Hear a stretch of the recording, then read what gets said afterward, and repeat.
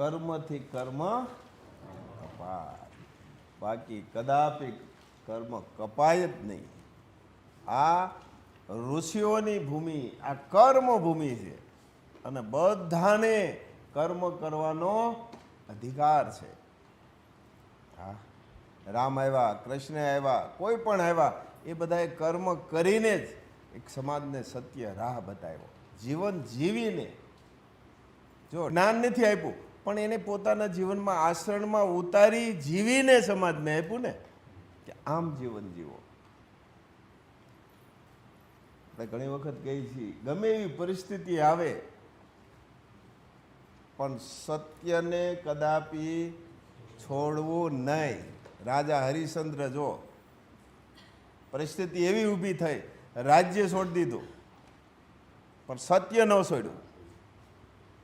આપણે ખરેખર અમુક ઇતિહાસમાં જુઓ, એક એક પાત્ર ઉપર તમે જુઓ, એ સત્ય છોડતા નથી.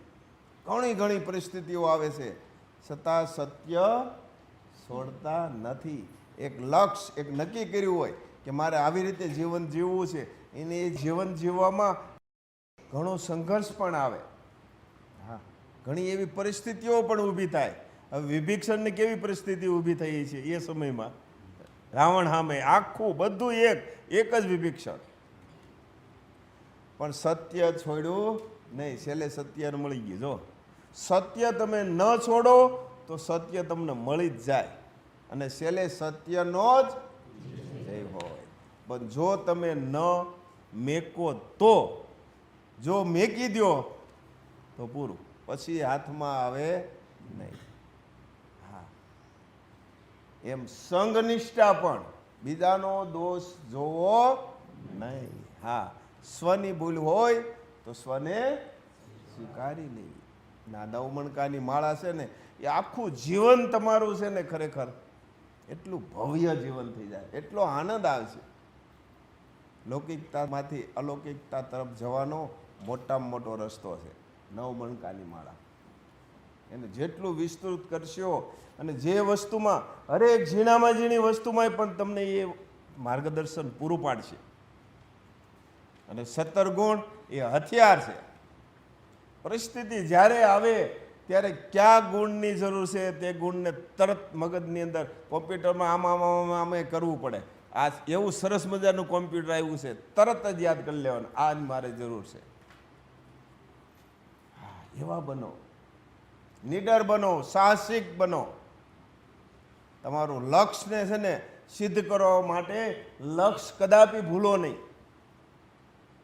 અમારે લક્ષ્ય નક્કી હતું 7મે જન્મે, પણ તે શક્તિ સુધી પહોંચી શક્યા, પણ લક્ષ્ય મેક્યું નહીં. ઘણી વિટમણાઓ આવી, ઘણી પરિસ્થિતિનો સામનો કર્યો, ઘણું બધું, જેને કહેવાય ને કંઈ બાકી જ ન રહ્યું. લક્ષ્ય છોડ્યું નહીં, તેથી શક્તિ સુધી પહોંચ્યા. સુપ્રીમ પાવર, કાલે વાત થઈ ને, હા, અહીં સુધી પહોંચ્યા. આપણે તો થોડુંક જ કરવાનું છે, સપ્તીમાં હમાય એટલું જ. કૃષ્ણને કવચને કુંડળ આપ્યા,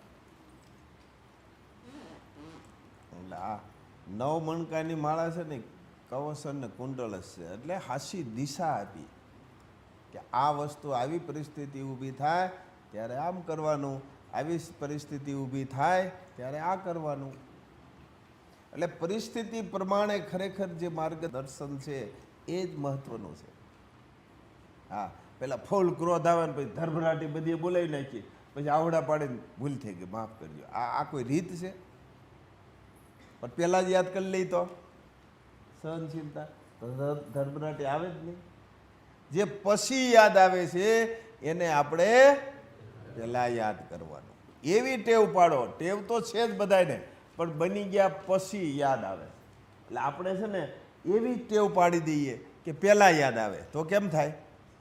બસ ખાલી આમ છે ને એને આમ જ કરી વાળીએ તો કરી તો જો, અનુભવ કરી તો જો. જે મેં કર્યો છે તમે તો કરી જુઓ. કોના માટે? વાહ, સરસ. જય મહારાજ.